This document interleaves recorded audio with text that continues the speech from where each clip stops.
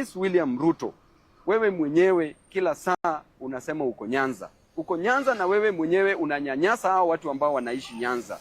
Wewe mwenyewe unahakikisha hao watu ambao wako Nyanza wasiwe na amani. Na ni PS wako mwenyewe ambaye ni PS wa insecurity, Raymond Omolo, ndiye anawinda vijana wetu. Walituambia tutaingia Kisumu. Tumeingia Kisumu. Saizi wamechange strategy.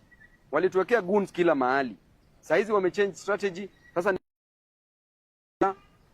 mapolisi wa DCI kushika vijana wetu. Ameingia hapa bila kuzuiliwa. Kama anatafutwa na DCI, mbona hajashikwa hapa? Ya pili, hawa DCI officers ambao wanaenda kwenye ground, hao wenyewe wanasema ya kwamba wanakuwa misused. Mwenye anawacommand, mwenye anawaita kutoka Nairobi, mwenye anawaita kule Kisumu, anaitwa Boy Akoth. Huyu Boy Akoth ni goon wa Raymond Omolo. Huyu Boy Akoth alikuwa involved saa zile Osotsi, senator alikuwa napigwa. Huyu Boy Akoth ndiye aliita magoons kwa attack Senator Osotsi. Hajashikwa mpaka wa leo. Na yeye ndiye anatoa maafisa, anawapigia simu kwa sababu Raymond amempatia powers, pamoja na deputy director wa DCI ambaye anaitwa Onyango. Amewapatia powers ya kuita watu, kushika watu. Hata anaambia hao ma DCI officers that inafaa waue vijana wengine wawili. Juzi hao ma DCI officers wamekuja wakashika watu kule Kisumu, vijana wawili, wakapiga marisasi juu. Hao vijana hawajapatikana mpaka wa leo. Vijana wamepotea kwa mkono ya Kiptum, mkono ya Kariuki. Na tena tutaongeza majina kwa sababu tunaenda kupata majina zao zote. So Onyango, wacha kumisbehave kwa ofisi. Kama unataka cheo, fuata mambo venye nafaa iwe upewe cheo. Usijifanye wewe ndio unapenda hii serikali sana, unataka kuumiza watoto wenyu wenyewe. Hakuna haja ya kudhulumu watu. Huyo Oliver ako hapa.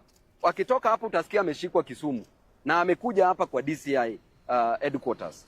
So hao vijana wetu ambao wanashikwa, mimi nataka nitoe onyo kwa polisi, Inspector General of Police, IG Kanja. Lazima ustamp authority uhakikishe hii unit yako isikuwe misused, isikuwe abused. Na venye vitu ziko, tunataka tuorganize maandamano kubwa Kisumu.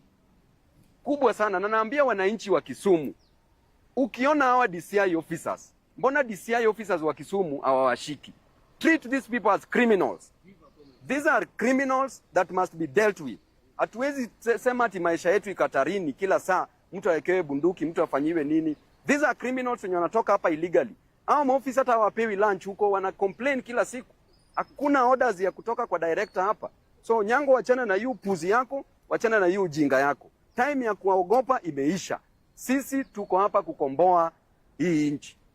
Asante sana, wacha nichukue nafasi nikaribishe Senior Counsel James Orengo ambaye ni party leader wetu na father wetu hapa. Asante. Asante, nasema machache pengine kwa kimombo kwa sababu Babu ameongelesha kwa Kiswahili ya kutosha. First and foremost, under the Constitution of Kenya, the National Police Service is not supposed to be under the direction of any power or authority, and I repeat, on matters of its operation.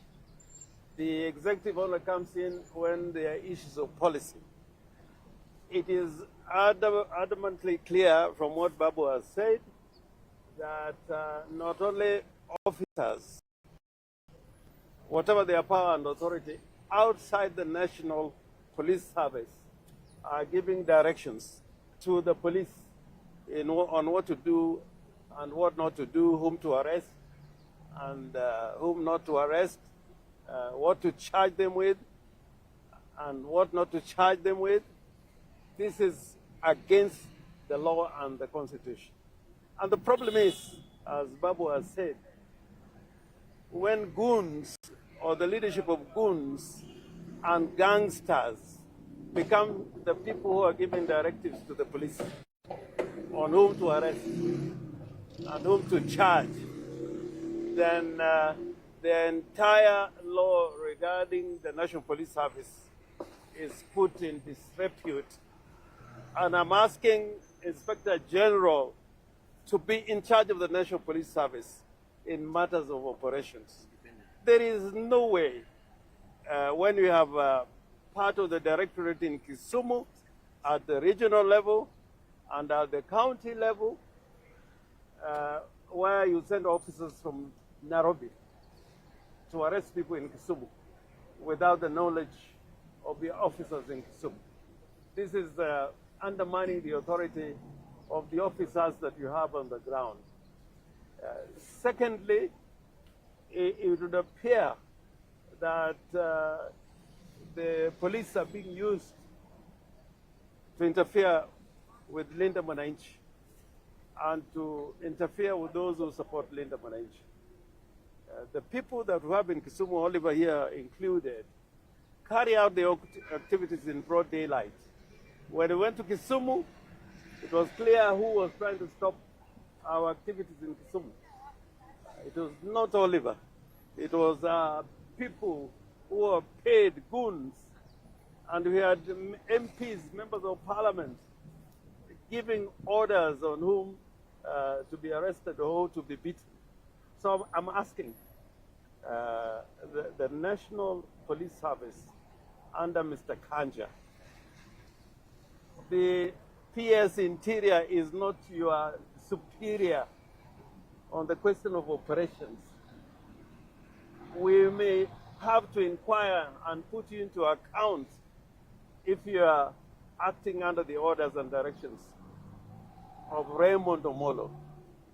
If you look at the National Police Service Act and the Constitution, there is nowhere in those two laws that gives the PS in charge of internal security to give directions to the police.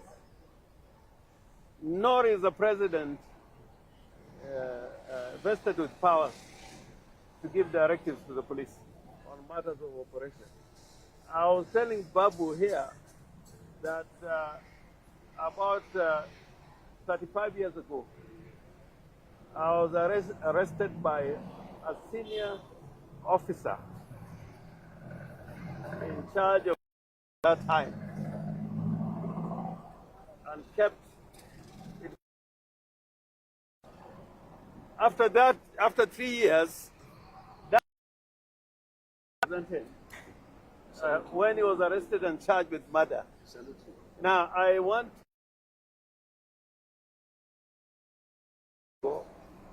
and we are lawyers like you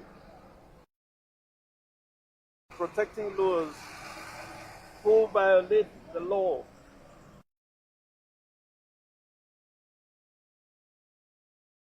Branch, and under his hands a lot of people were killed.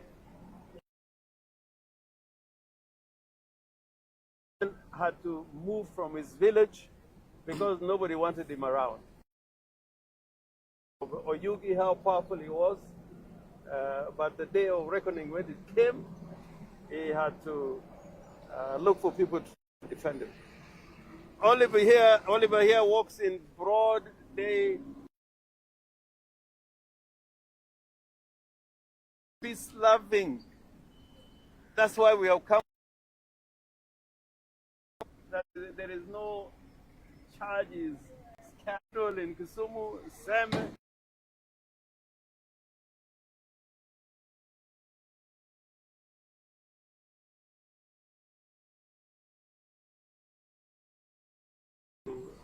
Uganda and other countries.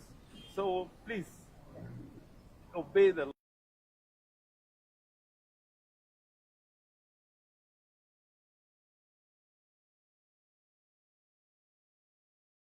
And Onyango, Raymond Omolo, you're not above the law. Please, why it is right for you to go up, Oliver. Majina naitwa Oliver Uchia.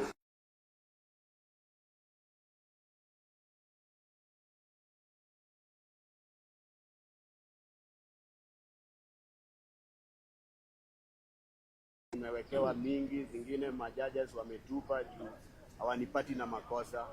Sasa saa hizi siwezi ishi kwangu na amani, tunatafutwa na maaskari kutoka Nairobi. Sasa nashangaa makosa yangu ni gani? Ndio leo tumekuja hapa niambiwe makosa yangu ni gani, kama ni kushikwa nishikwe, nipelekwe kotini. Hata mimi mwenyewe nimechoka na hii maneno. Siwezi kaa na familia yangu na amani, kila saa nawindwa kama mnyama, kama mwizi. Na hiyo Kisumu, sisi ndio watu wa kwanza kusaidiana na maskari kutafuta hao watu wanasumbuanga watu. Na watu wale wanasumbua watu wako wanatembea. Na sisi watu wa amani, sisi ndio tunatafutwa. Sasa tunashangaa, sisi tumefanya nini? Sisi ni watu tunasupport Babu. Makosa yetu ni kusupport Babu, ndio kwa maana tunawindwa. Na tutakubali tuwindwe juu tunasupport mtu wetu. Babu ni mtu tumegrow na yeye mta moja Nyalenda, na tuwezi wacha kumsupport juu tunanyanyaswa. Sasa mimi naomba maaskari, nyinyi mnajua kazi yenu.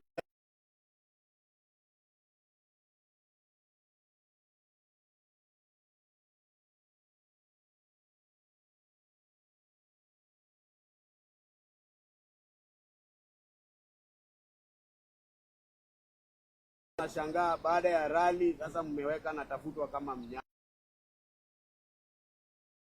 Njia ya ukweli, mwache kutuwinda. Sisi sio wanyama, sisi sio waizi. Mnajua watu wabaya hiyo Kisumu, na wako hapo hao ndio mko nayo kwa gari mkitutafuta. Mbona mshiki hao? Last time walipiga senator. Nao watu wanapiga senator ndio mnatembea nayo kwa magari kuwaonesha mahali tunaishi. Tumechoka na hii maneno. Kama ni kutuua, mniue, nimalizane na hii mambo. Nimechoka hata mimi. Asanteni sana. Senior Councillor, perhaps the question is this. You came today to make a formal complaint and report about what you term as targeted political violence. I did not accord you the opportunity to make that formal complaint. What is the way forward? The way forward is that we are still insisting.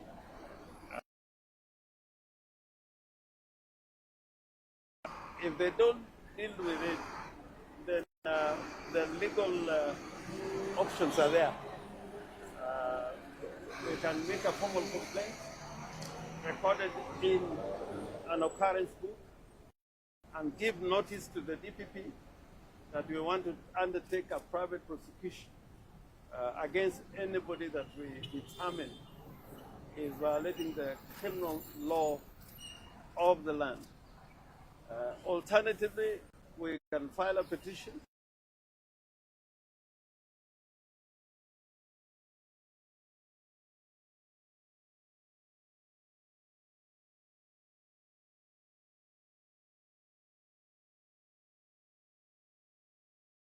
done. The criminal law allows private criminal,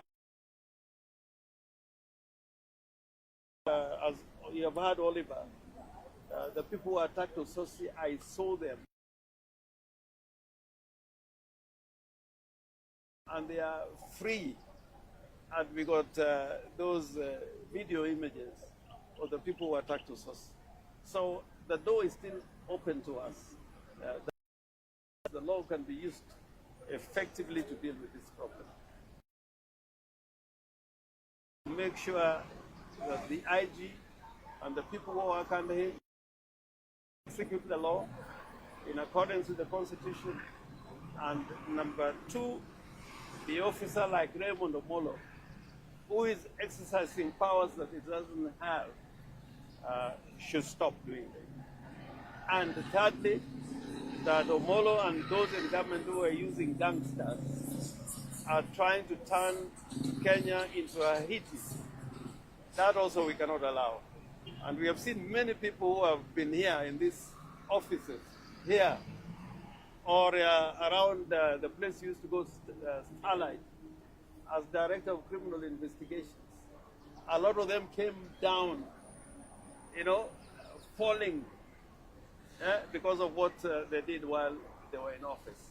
So we asked Amin, to deal with this matter. Let him deal with it personally, because Onyango cannot deal with it because he's a person of interest, he's a conflicted person as far as this matter is concerned. Has been expecting it. Yeah. Yes. We had sent notice that we were coming. Yes. We don't just come here. We had sent notice. Yeah, we saw right now the ODM is pending treating Mombasa, and we're wondering if you people from Mwananchi, you appeared there, and maybe we saw Rati Lediti trying to extend olive branch to you people from Mwananchi. These are different questions. Yes, yes. I think we focus on this one. Why don't we focus on this? So, because this is what you will pick. So we want you to highlight this. See, are you in agreement with Babu that if the police do not act, then you might be forced to organize for street protests? No, that I support. I support, and people in Kisumu will support it. They are tired also. In fact, I tell you, the turnout in Kisumu partly was because the people were so angry. Yes. The way Wakinawali were being treated. Yes. The turnout was because people were so angry that Kisumu was being made as a city where gangsters rule the city at night, and during the day they were tired. And they came, even patients, you could see them in hospitals coming out, to support the rally in Kisumu. Part of that turnout was with anger with what the police are doing. And maybe just going forward in terms of supporters, if you don't have confidence in the police, what would you be doing going forward? Say that, and in this we agreed, in Kisumu, Kanja behaved to a certain extent. Normally the police would come directly to be the goons. But on that particular day, I think they kept off. I don't want to say they protected us, but they really watched from the sidelines. Kanja should do what he's supposed to do. When somebody gives a notice for a public meeting, it means that you are required to give protection to the person holding the meeting. You give protection to the person holding the meeting. But if they cannot do that, we've got to look for alternative ways to make sure that we have peaceful meetings. And you could see in Kakamega, they tried to interfere with the rally. They used tear gas. They used people to, throw tear gas into the crowd. They tried in Narok, and the people there dealt with the police. In fact, they were chased away. I'm telling the police that if you stand in the way of Linda Mwananchi in our activities where the public see that you are going against the law, we cannot also guarantee your safety. We cannot guarantee your safety. It's true. In those circumstances. Because then you will be interfering with our rights. And the Constitution says we must stand up for our rights. Yeah, not to kneel down for our rights. So let them bring the show, and they'll see it.